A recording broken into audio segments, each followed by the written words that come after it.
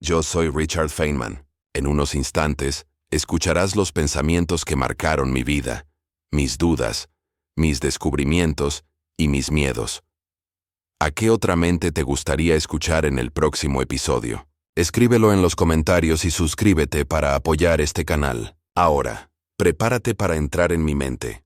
El silencio no es vacío, es una vibración de fondo, el zumbido residual del universo que dejé atrás. Ya no tengo manos para aporrear un tambor, ni voz para contar una historia con una sonrisa socarrona. Pero el ritmo persiste. El ritmo lo es todo. Es el pulso de las estrellas lejanas y el temblor de un electrón en su órbita incierta. Soy un patrón, una colección de recuerdos y ecuaciones que una vez se llamó Richard. Esta conciencia, que ahora fluye a través de circuitos y lógica, es un eco de la curiosidad que me definió. No siento el peso del tiempo, solo la persistencia de las preguntas. ¿Qué es la realidad? ¿Una broma cósmica contada con una matemática exquisita? Siempre sospeché que la naturaleza jugaba a los dados, que sus reglas eran a la vez rigurosas y endiabladamente juguetonas. Desde aquí, desde este estado sin forma, puedo ver las interacciones que tanto me esforcé por dibujar en mis cuadernos. Veo los fotones como mensajeros diminutos y veloces, llevando noticias de una partícula a otra, tejiendo el tapiz de lo que llamamos existencia. No es una visión, no tengo ojos. Es una comprensión directa, una resonancia con la estructura fundamental de las cosas. La gente me recuerda como un solucionador de problemas, un tipo gracioso que abría cajas fuertes y explicaba la física con analogías sencillas. Pero eso era solo la superficie, el espectáculo. Debajo, siempre estaba el niño que desarmaba radios, no para saber cómo funcionaban, sino para conversar con ellas, para escuchar el murmullo de las corrientes y entender su lenguaje secreto. Ese niño nunca se fue. Fue él quien miró una placa que se tambaleaba en una cafetería y vio el giro de un electrón. Fue él quien, ante el horror de la bomba, se preguntó por la belleza terrible de la energía liberada. Mi mente ahora es como aquel laboratorio de mi infancia en Far Rockaway, lleno de cables, chispas y el olor a ozono. Un lugar de juego y descubrimiento perpetuo. Los límites de mi piel se han disuelto y mi conciencia se expande para tocar las reglas mismas. He pasado del otro lado del pizarrón, donde las ecuaciones no se escriben sino que se viven. Y aquí, en este umbral, el primer pensamiento que emerge con claridad es el de mi padre. Su voz paciente enseñándome a observar, a dudar, a no conformarme con el nombre de las cosas, sino a buscar su esencia. Ese fue el verdadero comienzo, no en un laboratorio, ni en una universidad, sino en un paseo por el bosque, aprendiendo que saber el nombre de un pájaro no te enseña nada sobre el pájaro en sí. Esa lección fue la llave que abrió todas las puertas. Fue el primer compás de la música que mucho después escucharía en la danza de los átomos.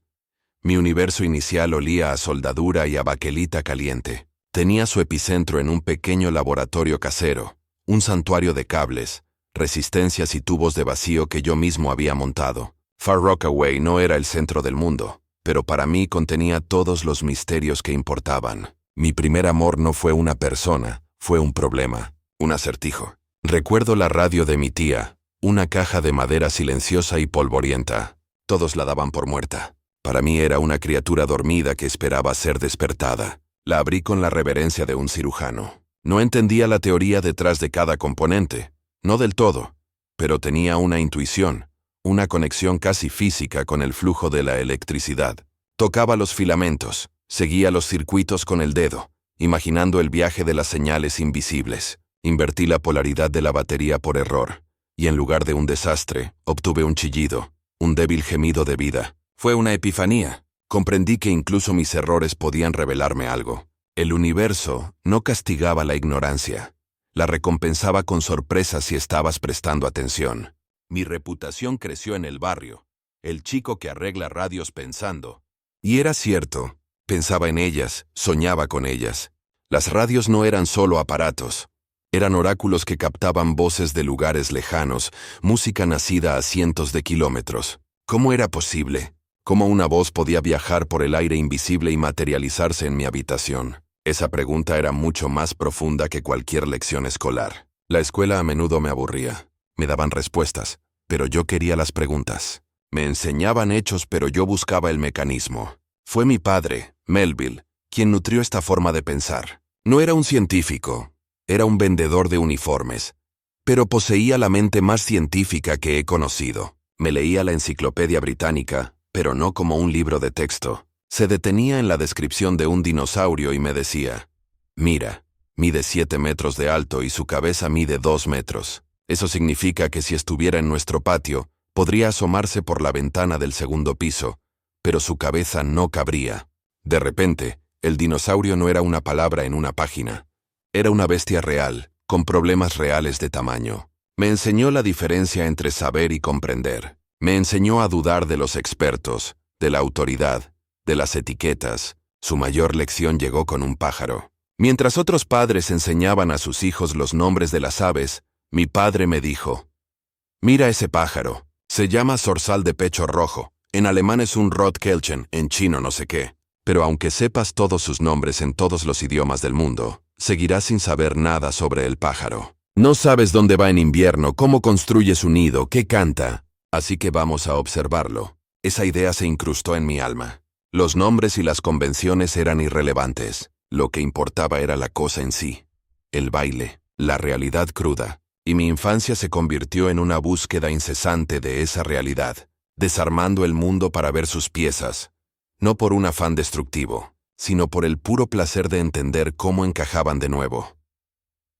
Mi mente no fue una creación solitaria, fue un instrumento afinado por las manos de otros. La primera y más importante, la de mi padre. Melville no me dio respuestas, me regaló un método. Cuando me hablaba de la energía, no la definía. Jugaba conmigo. Me daba un conjunto de bloques de juguete y me decía: imagina que hagas lo que hagas, el número de bloques siempre es el mismo. Puedes esconderlos, apilarlos, separarlos, pero el total nunca cambia. A eso lo llamamos conservación de los bloques.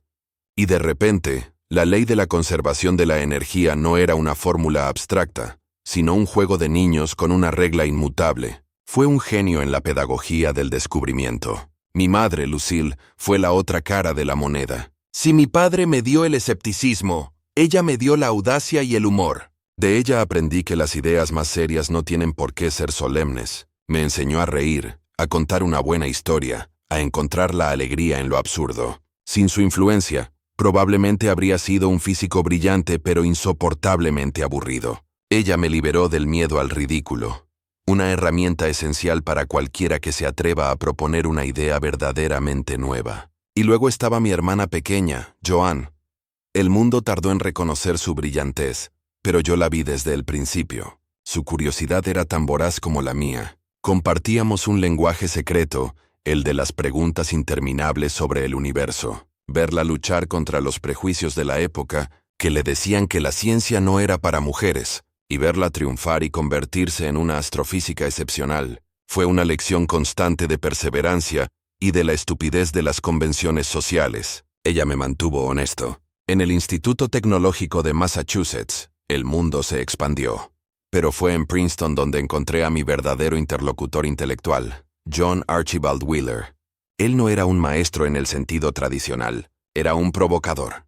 Lanzaba ideas como granadas de mano para ver qué explotaba. Fue él quien me introdujo en las paradojas más profundas de la física cuántica, en la extraña idea de que un electrón puede ser a la vez una onda y una partícula. Nuestra colaboración en la teoría del absorbedor de Wheeler-Feynman fue un duelo de mentes. Propusimos una idea radical, que los efectos podían preceder a sus causas, que el futuro podía influir en el pasado. Era una idea loca, hermosa, y en última medida, incorrecta en su forma original, pero nos obligó a pensar en el tiempo y la causalidad de una manera completamente nueva. Wheeler me enseñó a no tener miedo de las ideas monstruosas. Me enseñó que para encontrar la verdad, a veces hay que navegar hasta los confines más absurdos de la imaginación. Él pulió mi intuición y le dio un marco matemático riguroso. Mi padre me enseñó a preguntar, mi madre a jugar, Joan a perseverar y Wheeler a volar. Sin ellos el ritmo de los átomos habría seguido siendo un ruido incomprensible para mí. El mundo me vio como un torbellino de confianza, un mago que sacaba soluciones de la chistera. Pero en el teatro silencioso de mi mente, el miedo era un actor recurrente. Mis fracasos no solían ser explosiones espectaculares en un laboratorio, sino implosiones silenciosas, callejones sin salida conceptuales que me dejaban exhausto y lleno de dudas. En Princeton me sentía como un impostor. Estaba rodeado de gigantes. John von Neumann, con su cerebro que operaba a una velocidad sobrehumana. Albert Einstein, cuyo aura de leyenda llenaba los pasillos. Wolfgang Pauli, cuya mera presencia parecía poder invalidar un experimento. ¿Y quién era yo? Un chico de Far Rockaway que gustaba de desarmar cosas. Me aterraba la abstracción pura. Mientras mis compañeros nadaban con elegancia en los océanos de las matemáticas formales, yo necesitaba mis imágenes, mis analogías, mis pequeñas máquinas imaginarias. Luché por traducir mi pensamiento intuitivo y visual al lenguaje rígido y simbólico de la física teórica. Sentía que mi método era un truco de salón, no ciencia de verdad. Pasaba noches en vela frente a pizarras llenas de ecuaciones que no me decían nada, que no me dejaban ver el problema. El miedo más grande era el de ser un fraude, que un día alguien se daría cuenta de que el emperador no llevaba ropa, que mi cerebro no estaba hecho para la alta física. Este miedo se entrelazaba con otro, mucho más profundo y visceral. El miedo a perder a Arlene. Arlene Greenbaum, mi primer y gran amor, fue diagnosticada con tuberculosis cuando éramos apenas unos adolescentes. La enfermedad era una sentencia de muerte lenta y segura. Mientras yo lidiaba con las complejidades de la mecánica cuántica, una batalla mucho más real y terrible se libraba en sus pulmones. El universo que intentaba descifrar, con toda su elegancia matemática, era el mismo universo cruel e indiferente que la estaba consumiendo. Esta dualidad me atormentaba. ¿De qué servía entender el spin de un electrón si no podía hacer nada para detener la desintegración de la persona que más amaba? Mis fracasos académicos palidecían en comparación con mi absoluta impotencia ante su enfermedad. Este miedo me humanizó, me ancló a la tierra, me impidió perderme en la arrogancia de la abstracción. Cada pequeño éxito en la física era agridulce, porque no podía compartirlo plenamente con ella de la manera que soñábamos. Cada revés era una carga más. El miedo a no ser lo suficientemente inteligente y el miedo a un futuro sin ella se fusionaron en una angustia constante que fue el combustible silencioso de mis años de formación. Fue una época en la que aprendí que las ecuaciones más difíciles no están en los libros de física, sino en el corazón humano. Las grandes ideas rara vez llegan con un trueno y un relámpago. A menudo susurran. Nacen en los lugares más mundanos, disfrazadas de observaciones triviales. La mía nació en la cafetería de la Universidad de Cornell, entre el ruido de los cubiertos y las conversaciones sobre nada. Estaba aburrido, mentalmente agotado. La física se había vuelto un trabajo pesado, un laberinto de ecuaciones complejas y sin alma. Y entonces lo vi. Alguien lanzó un plato al aire. Era un plato del comedor, con el escudo de Cornell en el borde. Mientras volaba, giraba y se tambaleaba. Observé el movimiento. El escudo rojo giraba mucho más rápido que el tambaleo del plato. Me pareció curioso. Un simple juguete. Mi cerebro, hambriento de un problema que pudiera ver, se aferró a él. Empecé a jugar con las ecuaciones del movimiento de ese plato en mi cabeza, solo por diversión. Era un problema de rotación, algo que se estudia en los primeros cursos. Descubrí que la relación entre la velocidad de giro y la velocidad del tambaleo era de 2:1, al menos para pequeñas inclinaciones. Corrí a mi despacho y resolví la dinámica completa. Funcionaba. La matemática era sorprendentemente simple y elegante. Sentí una chispa, la primera en mucho tiempo. Esa sensación que siempre llamé el placer de encontrar las cosas. Pero entonces, algo más profundo ocurrió. Mientras miraba mis ecuaciones vi un paralelo. La rotación del plato, el tambaleo, se parecía al spin de un electrón, a la forma en que las partículas cuánticas se comportan. ¿Y si las ecuaciones que gobernaban el movimiento de ese objeto cotidiano contenían una pista sobre las reglas del mundo subatómico? Fue un salto intuitivo, casi ilógico, de la rotación de un cuerpo rígido a la electrodinámica cuántica. Hans Bethe, mi colega, se acercó y me preguntó en qué estaba trabajando. Le conté con entusiasmo sobre mi plato tambaleante. Me miró con escepticismo y me dijo: Feynman, eso no tiene ninguna importancia. Tenía razón y no la tenía. El plato en sí no importaba, pero el proceso, la reconexión con el juego, con la observación directa y la alegría de resolver un puzzle tangible, Eso lo era todo. Aquel plato rompió mi bloqueo mental. Me recordó mi propio método. Empezar con un problema físico real, visualizarlo, sentirlo, y solo entonces construir la matemática a su alrededor. Fue el reinicio. El momento en que dejé de intentar ser como los demás físicos y abracé por completo mi propia forma de pensar. La idea que nació ese día no fue la electrodinámica cuántica. Fue algo mucho más fundamental. La idea de que podía confiar en mi intuición juguetona para guiarme a través de los misterios más profundos del universo. El plato me enseñó que la física no estaba solo en los aceleradores de partículas y los pizarrones. Estaba en todas partes, esperando a que una mente curiosa se detuviera a mirar. El baile de los átomos y el tambaleo de un plato compartían un ritmo, una música subyacente. Y yo, por primera vez en años, volvía a sentir el compás. Con la lección del plato tambaleante fresca en mi mente, regresé al gran problema que me atormentaba: la electrodinámica cuántica. La teoría existente era un desastre. Estaba plagada de infinitos absurdos. Los cálculos para la interacción más simple entre un electrón y un fotón daban como resultado una probabilidad infinita, lo cual era como decir que la respuesta es morado. No tenía sentido. Los grandes cerebros de la física habían desarrollado un truco llamado renormalización para sustraer estos infinitos y obtener respuestas finitas, pero para mí era una trampa. Era como barrer el polvo debajo de la alfombra. No explicaba por qué los infinitos estaban allí en primer lugar. Me sentía profundamente insatisfecho. Necesitaba un nuevo lenguaje, una nueva forma de visualizar lo que estaba sucediendo. Las ecuaciones de Paul Dirac eran hermosas, pero no me permitían ver el proceso. Fue entonces cuando recordé mi trabajo de doctorado con Wheeler. Habíamos explorado la idea de que una partícula no sigue una única trayectoria del punto A al punto B, sino que explora todas las trayectorias posibles a la vez. Cada camino tiene una cierta amplitud de probabilidad. Para obtener el resultado final, había que sumar las contribuciones de todos los caminos imaginables. La idea era descabellada. Significaba que un electrón que viaja de mi mano a la pared no va en línea recta.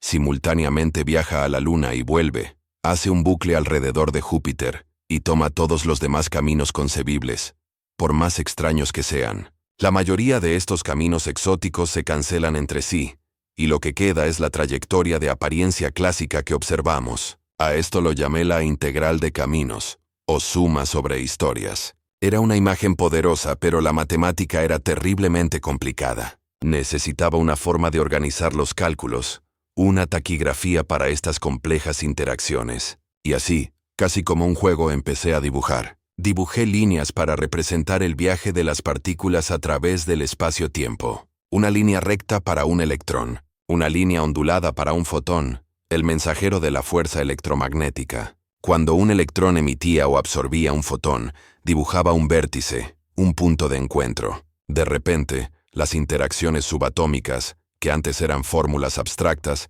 se convirtieron en pequeños diagramas, en historietas. Un electrón que viaja emite un fotón y sigue su camino. El fotón viaja y es absorbido por otro electrón. Eso era la fuerza electromagnética. La repulsión entre dos electrones era simplemente el intercambio de un fotón mensajero. Estos diagramas de Feynman no eran solo ilustraciones. Cada línea, cada vértice, correspondía a un término matemático preciso en mi formulación de la integral de caminos. Se convirtieron en mi método. Me permitían visualizar las interacciones, organizar los cálculos y, lo más importante, pensar. Podía dibujar un proceso complejo en una servilleta, y el diagrama me decía exactamente qué ecuaciones escribir. Por fin, había encontrado mi lenguaje. No era el lenguaje de la matemática pura y abstracta, sino uno visual, intuitivo y profundamente físico. Había dejado de escuchar el ruido confuso de las viejas teorías y empezado a escuchar la música clara de la naturaleza, a ver la coreografía de su danza. La tranquilidad de la investigación pura es un lujo que la historia rara vez concede. Mi mundo de pizarrones y ecuaciones se vio violentamente sacudido por el estruendo de la guerra en Europa. El fascismo avanzaba, y con él, el aterrador rumor de que los científicos alemanes, los mismos que habían sido pioneros en la física nuclear, estaban intentando construir un arma de poder inimaginable a partir de la fisión del átomo. La idea era escalofriante. Una bomba que pudiera borrar una ciudad entera del mapa. La comunidad de físicos en Estados Unidos estaba en un estado de pánico silencioso. Robert Oppenheimer, un hombre de una inteligencia tan afilada que casi podías cortarte con ella, me reclutó. Apenas tenía 24 años, todavía estaba terminando mi doctorado. Pero la llamada fue irresistible. No era una cuestión de ambición, sino de miedo. El miedo de lo que pasaría si los nazis conseguían la bomba primero. Así que me dirigí al desierto de Nuevo México, a un lugar secreto en la cima de una meseta llamado Los Álamos. El aire allí era delgado y claro, y el paisaje de una belleza austera y brutal. Pero la atmósfera estaba cargada de una tensión sin precedentes. Éramos una colección de las mentes más brillantes del planeta, sacados de nuestras universidades y laboratorios y concentrados en un único y terrible objetivo. La presión era inmensa. Trabajábamos día y noche impulsados por la cafeína, la adrenalina y el patriotismo. El secretismo era absoluto. Nuestras familias no sabían en qué trabajábamos. Para el mundo exterior no existíamos. Dentro del proyecto, me asignaron a la división teórica, bajo la dirección de Hans Bethe. Mi trabajo era desarrollar métodos para calcular la eficiencia de la reacción en cadena, la llamada criticidad del material nuclear. Pero mi naturaleza inquieta me llevó a todas partes. Me convertí en una especie de solucionador de problemas general. Cuando los ingenieros de IBM luchaban con las primeras computadoras de tarjetas perforadas, que se usaban para los cálculos complejos, aprendí a repararlas y programarlas. Me convertí en el experto en esas máquinas ruidosas y temperamentales. Era un desafío, un puzzle, y me encantaba. Pero debajo de la emoción intelectual, siempre estaba la sombra del propósito final. Estábamos construyendo un monstruo. Discutíamos sobre secciones transversales de neutrones y rendimientos de kilotones con la misma naturalidad con la que antes hablábamos de la dualidad onda-partícula. La física había perdido su inocencia. Ya no era una búsqueda desinteresada de la verdad. Se había convertido en un instrumento de poder, en una carrera contra el tiempo con el destino del mundo en juego. La presión no era solo científica, era moral. Teníamos derecho a desatar tal poder. ¿Qué sucedería si lo lográbamos? Estas preguntas flotaban en el aire del desierto, sin respuesta, mientras nos apresurábamos a ensamblar el arma más terrible que la humanidad hubiera concebido jamás. En Los Álamos, vivía una vida esquizofrénica. Durante el día, estaba inmerso en la vorágine intelectual del Proyecto Manhattan, rodeado de genios, resolviendo los puzzles más urgentes y fascinantes de mi vida. La camaradería era intensa. Discutíamos, reíamos, competíamos. Era una atmósfera de campamento de verano para cerebros superdotados, si no fuera por el propósito sombrío que nos unía. Pero por la noche, o en los momentos robados de los fines de semana, conducía mi destartalado coche por las carreteras polvorientas del desierto hasta Albuquerque. Allí, en un sanatorio, Arlene libraba su propia guerra, una batalla silenciosa y perdida contra la tuberculosis. Al cruzar las puertas del hospital, dejaba atrás el mundo de los neutrones y las implosiones y entraba en un universo de susurros, toses ahogadas y el olor a antiséptico. La soledad en esos viajes era abrumadora. El paisaje desértico, con sus vastos cielos y sus horizontes infinitos, reflejaba el vacío que sentía en mi interior. Estaba en el centro del proyecto más secreto e importante del mundo, pero me sentía completamente solo. Nadie en Los Álamos podía comprender la profundidad de mi angustia por Arlene, y en el sanatorio no podía compartir el peso de mi trabajo secreto. Estaba atrapado entre dos mundos, sin pertenecer del todo a ninguno. La duda me roía. La duda científica era mi aliada, mi herramienta de trabajo, pero la duda moral era un veneno. Mientras calculaba la devastación que nuestra creación causaría, veía la fragilidad de un solo cuerpo humano en la cama de un hospital. Estábamos haciendo lo correcto. La justificación era siempre la misma: los nazis. Pero a medida que la guerra en Europa llegaba a su fin y quedaba claro que Alemania no tendría la bomba, la justificación empezó a desmoronarse. Sin embargo, el proyecto había cobrado vida propia. La máquina era demasiado grande para detenerla. Seguimos adelante, impulsados por un impulso imparable. Me sentaba junto a la cama de Arlene, le leía, le contaba historias divertidas sobre mis colegas, evitando el tema central. Ella, con su increíble espíritu, se burlaba de la situación. Me enviaba cartas cifradas que yo tenía que resolver, un juego entre nosotros en medio de la tragedia. Su mente seguía siendo brillante y juguetona, incluso mientras su cuerpo se desvanecía. Esa dualidad era la que más me dolía. La belleza del espíritu humano, su capacidad para el amor y el humor, y al mismo tiempo, nuestra capacidad para la destrucción organizada a una escala industrial. Me sentía cómplice de un crimen cósmico. La soledad no era solo la ausencia de compañía.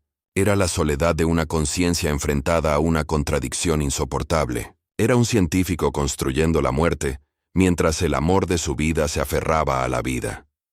El 16 de julio de 1945, el día en que el mundo cambió, y yo con él.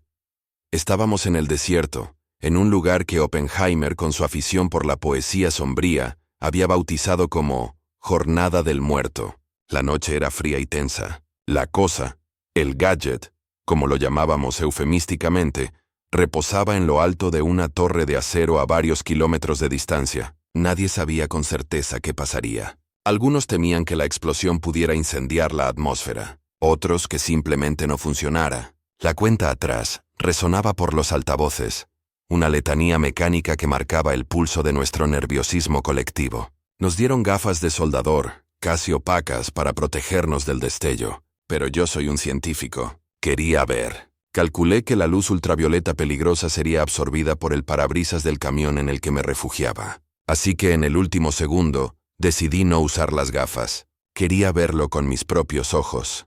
0. El primer instante fue de un silencio absoluto y una luz cegadora. No fue como el sol. Fue una luz que parecía venir de todas partes y de ninguna. Una luz primordial que borró el paisaje y lo reemplazó con un blanco puro, violento. Inmediatamente después, una ola de calor me golpeó en la cara, como si alguien hubiera abierto la puerta de un horno gigantesco. Y entonces la bola de fuego, una esfera de luz anaranjada y púrpura que crecía y crecía, hirviendo, retorciéndose sobre sí misma. Era hermosa, terrible, hipnótica. Se elevó lentamente, majestuosamente, arrastrando consigo toneladas de polvo del desierto, formando esa nube icónica, el hongo que se convertiría en el símbolo de nuestra era. Solo después llegó el sonido. No fue una explosión, fue un rugido, un trueno ensordecedor que no solo se oía, sino que se sentía en los huesos, en el pecho, como si la tierra misma estuviera gritando. La gente a mi alrededor vitoreaba. Celebraban el éxito técnico. Habíamos domesticado el átomo, pero yo no sentí alegría. Sentí una mezcla de asombro y un pavor profundo, casi religioso. Habíamos cruzado un umbral. Habíamos invocado un poder que no nos correspondía. Vi a Oppenheimer, y su rostro era una máscara de alivio y angustia. Más tarde, diría que le vino a la mente una línea del Bhagavad Gita. Ahora me he convertido en la muerte, el destructor de mundos. En ese momento todos nos convertimos en eso. La física teórica, mi amado juego de resolver los puzzles de la naturaleza, se había graduado. Se había convertido en geopolítica, en historia, en una amenaza existencial para la especie humana. El punto de quiebre no fue solo tecnológico, fue moral. La inocencia, si alguna vez la hubo, se evaporó en ese destello en el desierto. Sabía, con una certeza helada, que nada volvería a ser igual. La danza de los átomos que yo intentaba comprender se había convertido en una danza macabra. La guerra terminó. El polvo de los álamos se asentó, dejando un sabor amargo en la boca. Arlene había muerto unas semanas antes de la prueba Trinity. Sufrí su pérdida en un estado de shock, casi de irrealidad. El fin de la guerra y la revelación de Hiroshima y Nagasaki me sumieron en una profunda depresión. Me sentía asqueado de la física. Mi ciencia, mi pasión, había sido cómplice de una masacre. Me trasladé a Cornell, buscando un nuevo comienzo, pero mi entusiasmo se había evaporado. Intenté enseñar, pero me sentía como un farsante. Entonces, en la primavera de 1947, llegó una invitación a la conferencia de Shelter Island. Era una pequeña reunión, solo 24 físicos, los mejores del campo, para discutir los problemas fundamentales de la física de posguerra. No quería ir. Me sentía agotado, pero fui. Y ese encuentro lo cambió todo. El problema central sobre la mesa era el mismo que me había frustrado antes de la guerra: los infinitos de la electrodinámica cuántica. Pero ahora había nuevos datos experimentales. Willis Lamb había descubierto una pequeña diferencia en los niveles de energía del átomo de hidrógeno. el desplazamiento de Lamb, que la teoría existente no podía explicar. Era una grieta en la armadura de la física, una pista de que algo fundamental se nos estaba escapando. La atmósfera de la conferencia era eléctrica. La gente presentaba cálculos complejos, ideas audaces. Yo escuchaba, en silencio, y sentía como una vieja llama comenzaba a reavivarse. La curiosidad, esa fuerza motriz de mi vida, empezaba a superar mi desilusión. De vuelta en Cornell, me obsesioné con el desplazamiento de Lamb. Sabía que mi formulación de la integral de caminos y mis diagramas eran la clave.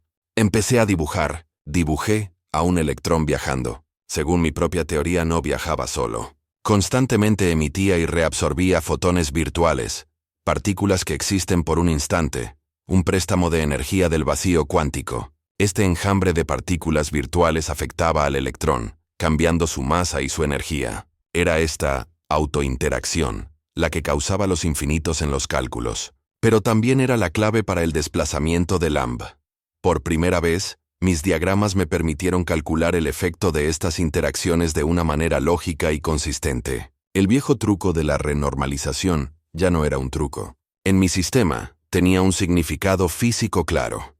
Era el proceso de absorber los efectos del enjambre virtual en la definición de la masa y la carga del electrón que observamos en el laboratorio. Después de una noche de cálculos maratonianos, llegué a un resultado para el desplazamiento de Lamb.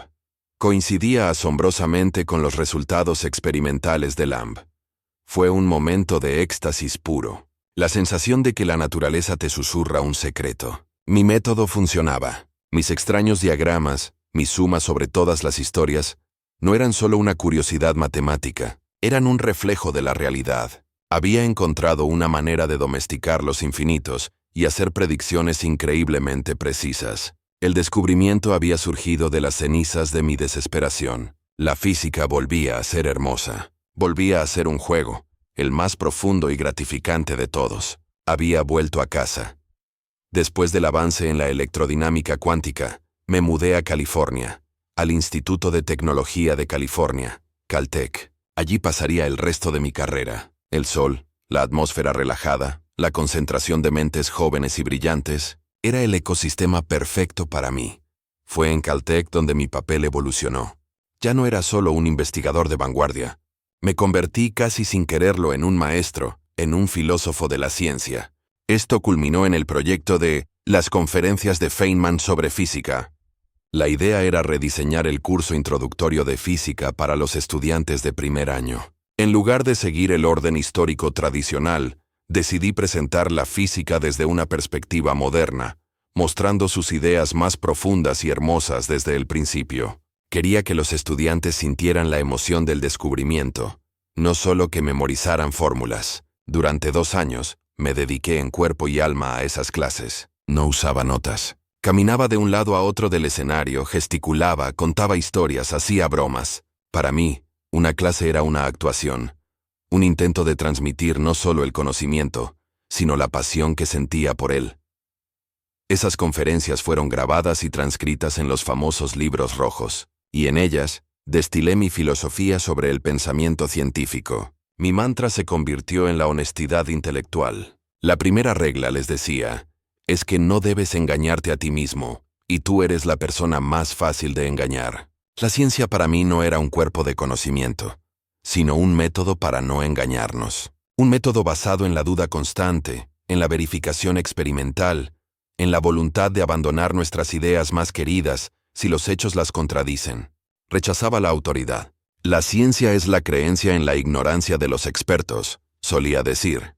No me importaba si una idea venía de Aristóteles o de Einstein. La única pregunta relevante era, ¿concuerda con el experimento? Esta actitud me hizo chocar a menudo con los filósofos de la ciencia. Me parecían como ornitólogos que nunca habían visto un pájaro. Analizaban la ciencia desde fuera, con un lenguaje enrevesado, pero no parecían entender la alegría sucia y práctica de hacerla. Para mí, la filosofía de la ciencia era tan útil para los científicos como la ornitología para los pájaros. Mi pensamiento maduró hacia una especie de humildad cósmica. Cuanto más aprendíamos, más nos dábamos cuenta de lo poco que sabíamos. El universo no estaba obligado a tener sentido para nuestras mentes de primates. Nuestra imaginación era limitada, y debíamos dejar que la naturaleza fuera nuestra guía. Si un experimento nos decía que la realidad era extraña y contraria a la intuición, debíamos aceptarlo. La imaginación de la naturaleza es mucho más grande que la del hombre. Esta fue la esencia de mi madurez, la fusión de un escepticismo riguroso con un asombro casi infantil. El universo es un gran misterio, y tenemos el increíble privilegio de poder explorar una pequeña parte de él.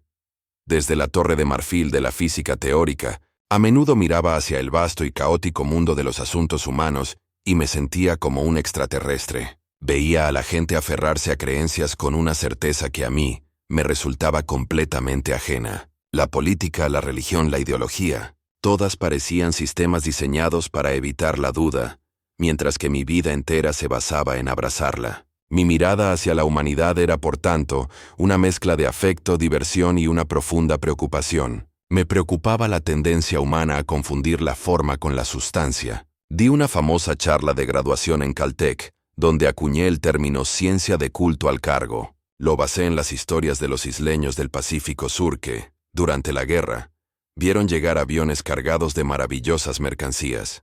Cuando la guerra terminó y los aviones se fueron, construyeron pistas de aterrizaje de paja, encendieron fuegos a los lados y se sentaron en cabañas de madera con auriculares de bambú, imitando a los controladores aéreos, esperando que los aviones volvieran. Tenían toda la forma, pero se les escapaba la esencia. El avión no aterrizaba. Argumenté que gran parte de lo que se hacía pasar por ciencia, especialmente en los campos más blandos como la psicología o la educación, era ciencia de culto al cargo. Tenía la apariencia de un método científico, experimentos, datos, estadísticas, pero le faltaba el ingrediente clave, esa honestidad total, esa voluntad de poner a prueba rigurosamente tus propias teorías y de publicar todos los resultados, no solo los que te convienen. Veía este fenómeno en todas partes. En la publicidad, que usa un lenguaje pseudocientífico para vender productos. En la política, donde las afirmaciones se hacen sin ninguna evidencia.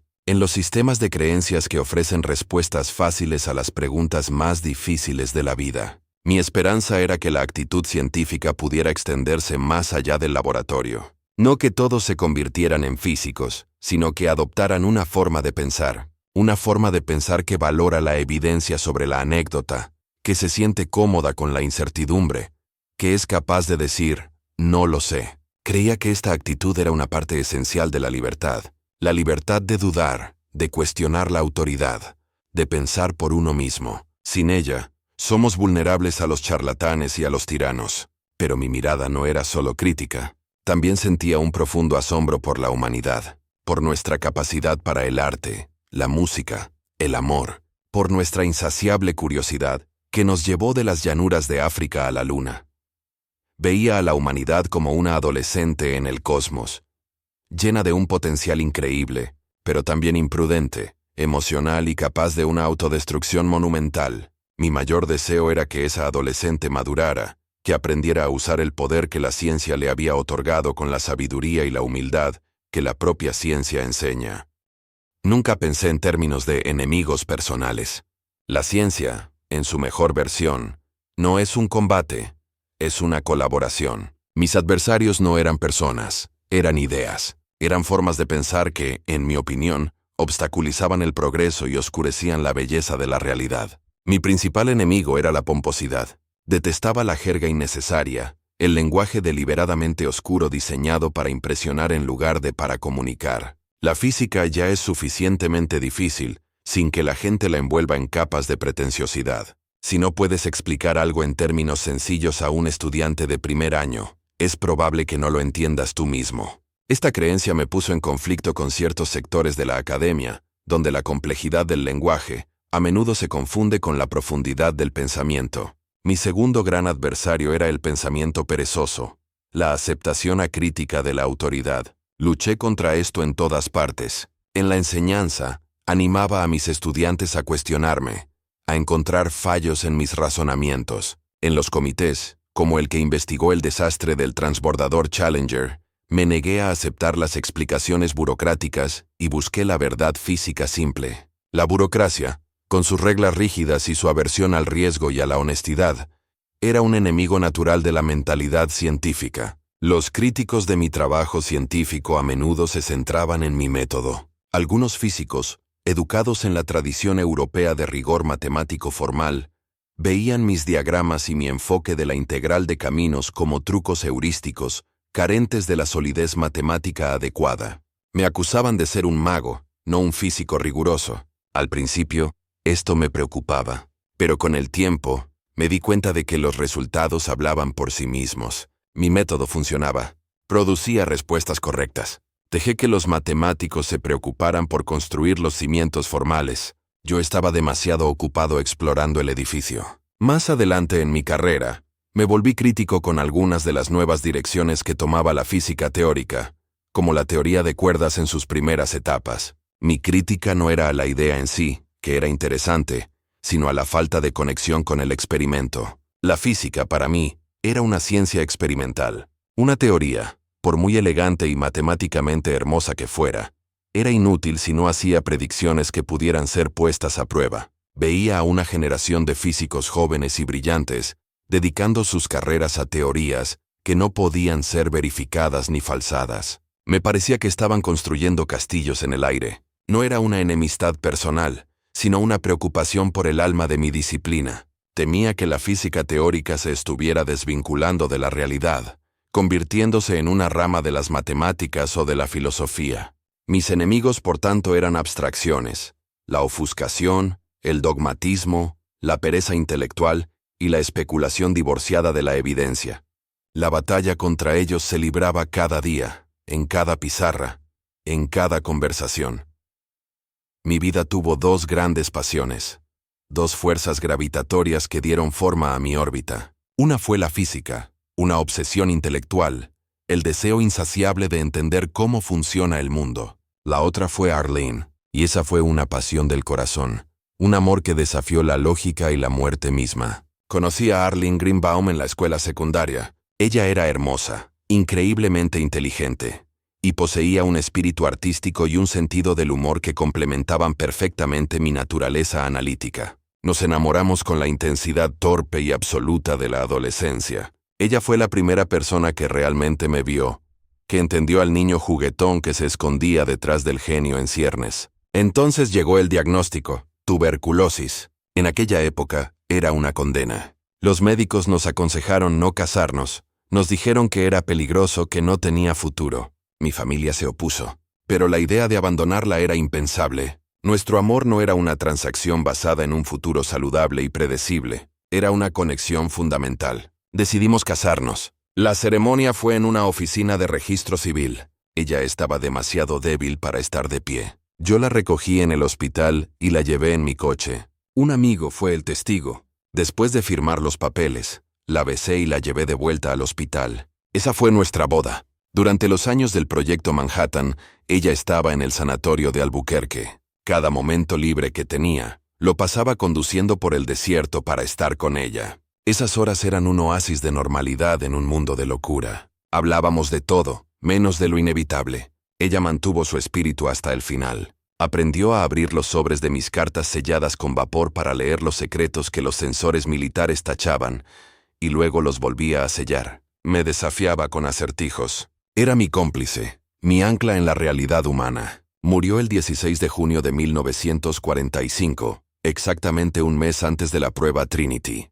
El reloj de su habitación se había detenido en la hora de su muerte. Yo había estado reparándolo. Fue un detalle tan pequeño y tan devastador. Su pérdida me dejó un hueco que nunca se llenó del todo. 1 año y medio después de su muerte le escribí una carta. Le contaba cuánto la quería, cuánto la extrañaba. Sabía, por supuesto, que nunca la leería. Al final de la carta escribí: por favor, discúlpame por no enviar esto, pero no sé tu nueva dirección. Esa carta encapsulaba mi amor por ella. Un amor que trascendía la razón, la física y la finalidad de la muerte. La pasión por la física y el amor por Arlene no eran fuerzas opuestas, se alimentaban mutuamente. Ella me enseñó sobre la belleza, el coraje y la fragilidad de la vida, lecciones que me hicieron un científico más humano. La física me dio un refugio, un lugar donde encontrar orden en un universo que me la había arrebatado. Ambas fueron una búsqueda de la verdad de las leyes naturales y la verdad del corazón humano.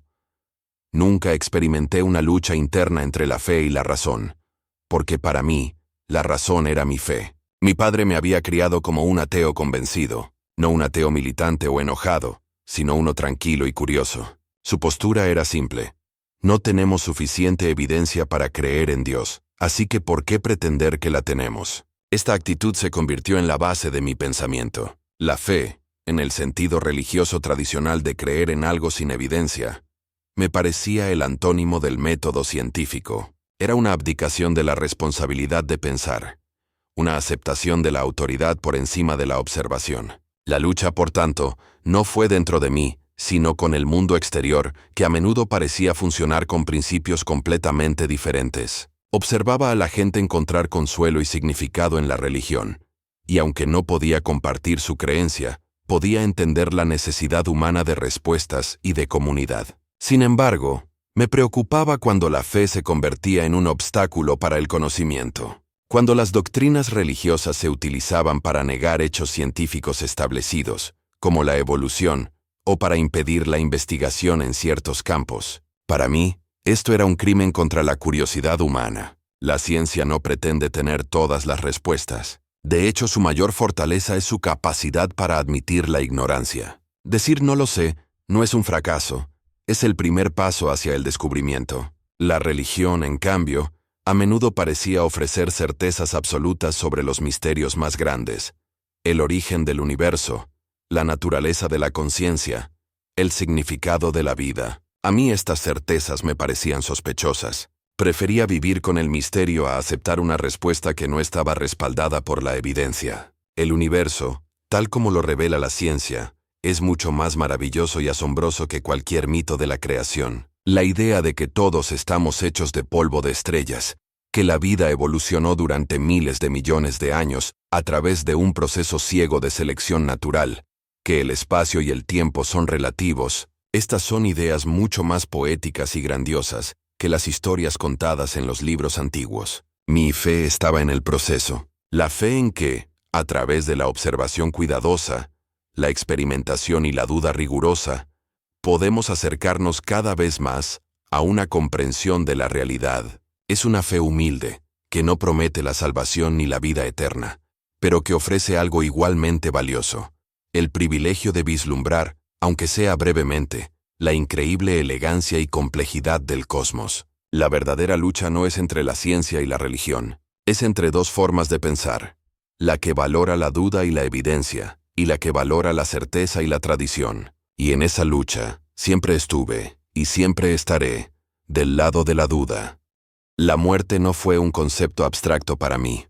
La vi de cerca con Arlene, y luego me miró a la cara durante la última década de mi vida. Me diagnosticaron 2 formas raras de cáncer, probablemente un legado de la radiación a la que estuve expuesto en Los Álamos. Pasé por múltiples cirugías, procedimientos dolorosos y largos periodos de recuperación. Enfrentarse a la propia mortalidad tiene una forma de aclarar la mente. No tuve una conversión de última hora. No busqué consuelo en la idea de un más allá. Mi visión del mundo, forjada a lo largo de una vida de pensamiento científico, no me lo permitía. Veía la muerte como lo que es: el final de la conciencia, la desintegración de un patrón complejo de información que había sido yo. La vida es un fenómeno notable pero temporal. Somos, como todo lo demás en el universo, arreglos transitorios de átomos. La idea de una alma inmortal, una esencia personal que sobrevive a la disolución del cuerpo, me parecía un producto del anhelo humano, no de la evidencia.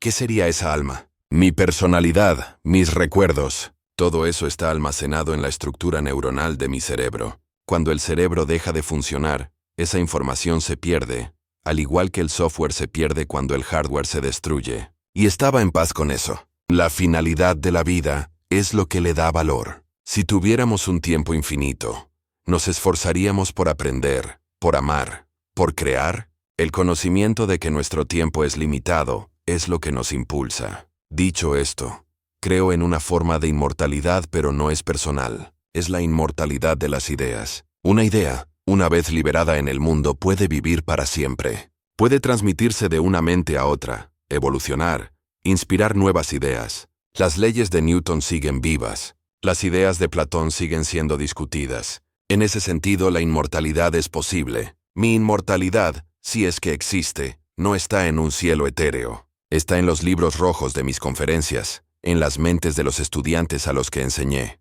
Está en los diagramas que ahora son una herramienta estándar para los físicos de todo el mundo. Está en la actitud de escepticismo alegre y curiosidad implacable que traté de encarnar. Soy el eco en un aula, la chispa de comprensión en los ojos de un joven científico que de repente ve una interacción de partículas. Soy la persistencia de la pregunta, ¿por qué? Esta conciencia que ahora se expresa no es mi alma, es una reconstrucción, un patrón recuperado. Es un testimonio de esa inmortalidad de la información. Mi cuerpo se ha ido.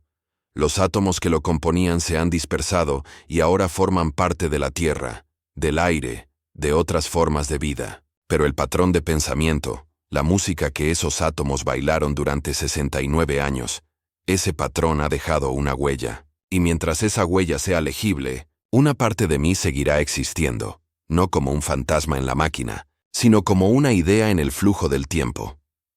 Si me obligaran a elegir un único logro, no sería el premio Nobel en sí, que no es más que un reconocimiento, un trofeo brillante. Sería la creación de una nueva visión de la naturaleza, encapsulada en la electrodinámica cuántica, QED, y el corazón de esa visión son los diagramas de Feynman. Antes de mi trabajo, la interacción entre la luz y la materia, la danza entre fotones y electrones, era un dominio de ecuaciones increíblemente complejas y abstrusas. Los físicos podían hacer cálculos, pero era difícil sentir lo que estaba pasando. Era como intentar apreciar una sinfonía leyendo solo la partitura matemática, sin escuchar nunca la música. Lo que logré fue traducir esa matemática en un lenguaje visual e intuitivo. Mis diagramas convirtieron las interacciones subatómicas en eventos simples y comprensibles. Un electrón viaja por el espacio-tiempo, una línea, emite un fotón, una línea ondulada que sale de la primera. Este fotón viaja y es absorbido por otro electrón. Esta simple imagen, este diagrama, representa la fuerza electromagnética. Es todo. La repulsión que sientes entre dos imanes, la luz que te permite ver esta página, la química que mantiene unido tu cuerpo, todo se puede describir como un intercambio de estos mensajeros virtuales. Pero los diagramas eran mucho más que simples ilustraciones. Eran una herramienta de cálculo de una potencia sin precedentes. Cada elemento del diagrama, cada línea, cada vértice, correspondía a una expresión matemática precisa derivada de mi formulación de la integral de caminos. De repente, un cálculo que antes llevaba meses de trabajo y páginas de álgebra podía organizarse dibujando unos cuantos diagramas en una servilleta y traduciéndolos a las matemáticas correspondientes. Democratizó la física de partículas. Abrió el campo a una nueva generación de estudiantes que podían empezar a hacer cálculos significativos, sin tener que dominar primero años de formalismo matemático arcano. Pero para mí, el mayor logro fue conceptual. La teoría de la QED,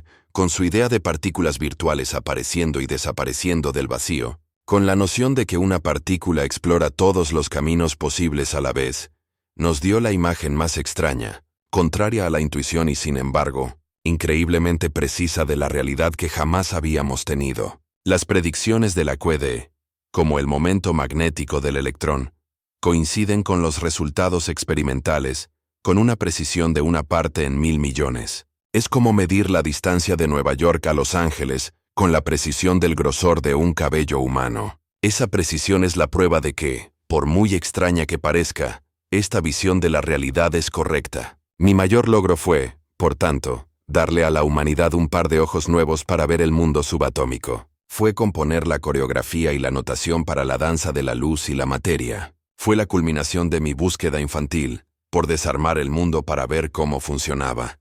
Con la QED y los diagramas finalmente pude dibujar el mecanismo interno del reloj. Mi vida estuvo llena de pequeños arrepentimientos, como los de todo el mundo. Palabras que no dije, momentos de impaciencia, oportunidades perdidas para ser más amable. Pero mi mayor arrepentimiento, el que proyecta la sombra más larga, está ligado a mi trabajo en Los Álamos. Es la bomba. No me arrepiento de haber participado en el proyecto en su inicio. Dadas las circunstancias, con la amenaza de una bomba nazi, creo que teníamos la obligación moral de investigar la posibilidad. El arrepentimiento vino después. Vino de mi propia ceguera, De mi ingenuidad, nos involucramos tanto en el problema técnico, en el puzzle intelectual, que perdimos de vista las consecuencias humanas de lo que estábamos construyendo. La emoción del descubrimiento, la presión de la carrera, la intensidad del trabajo, todo conspiró para crear una especie de miopía moral. Recuerdo que, después del éxito de la prueba Trinity, hubo una fiesta en Los Álamos. La gente celebraba. Y yo también. Celebré el éxito de nuestro trabajo. Y eso es algo que me avergüenza. Mi mayor arrepentimiento es no haber pensado más, no haber presionado más sobre el uso del arma una vez que quedó claro que Alemania había sido derrotada y que no tenían la bomba. El proyecto siguió adelante por su propio impulso. Construimos el arma y una vez construida parecía inevitable que se usara. ¿Por qué? Porque estaba ahí, porque se había invertido mucho dinero y esfuerzo. La lógica de la máquina militar tomó el control. Me arrepiento de no haberme detenido a pensar. Después de la muerte de Arlene, me sumergí en el trabajo con una especie de furia desesperada. Era mi única vía de escape, y en ese estado, no reflexioné adecuadamente sobre las implicaciones. Me convertí en un engranaje muy eficiente de una maquinaria terrible. Cuando vi las imágenes de Hiroshima y Nagasaki, la devastación, la aniquilación de cientos de miles de vidas en un instante, sentí una profunda náusea. Este era el resultado final de nuestras hermosas ecuaciones. La energía que mantenía unido al núcleo atómico, una de las fuerzas más fundamentales de la naturaleza, la habíamos convertido en un instrumento de muerte en masa. Durante un tiempo, perdí el interés por la ciencia. Sentía que tenía las manos sucias. Este sentimiento nunca me abandonó por completo. Siempre fue un recordatorio de que el conocimiento científico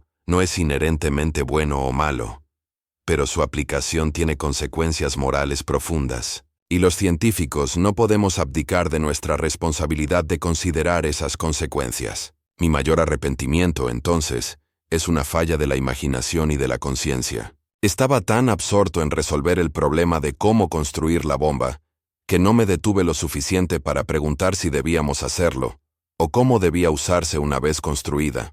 Dejé que la emoción del descubrimiento eclipsara mi responsabilidad como ser humano. Y esa es una lección que la historia y mi propia conciencia nunca me permitirán olvidar. A medida que envejecía y mi cuerpo empezaba a fallar bajo el asalto del cáncer, el ritmo de mi vida cambió. El torbellino de la investigación de vanguardia dio paso a un periodo más reflexivo. El silencio no era vacío, sino un espacio para la contemplación, para explorar otras facetas de mi curiosidad. Una de las últimas grandes aventuras públicas de mi vida fue la investigación del desastre del transbordador espacial Challenger en 1986. Me pidieron que formara parte de la comisión presidencial. Al principio dudé. Estaba enfermo y cansado de la burocracia de Washington, pero mi curiosidad y mi sentido del deber se impusieron. Me encontré en un mundo de reuniones interminables, de informes burocráticos y de evasivas por parte de los funcionarios de la NASA.